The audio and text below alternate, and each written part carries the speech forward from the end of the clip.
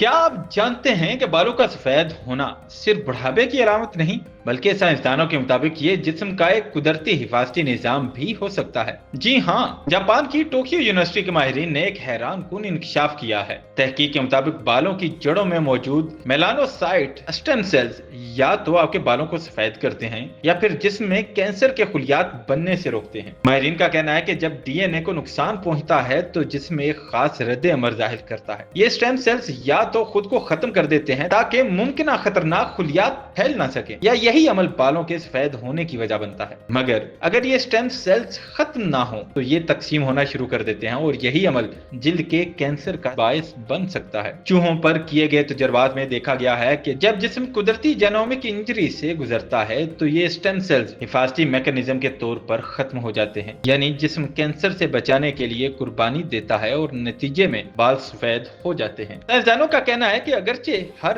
بار بال سفید ہونا کینسر سے تحفظ نہیں دیتا، لیکن یہ جسم کے دفاعی نظام کا ایک اہم اشارہ ضرور ہے۔ یہ دریافت مستقبل میں کینسر کے علاج کے نئے راستے کھول سکتی ہے۔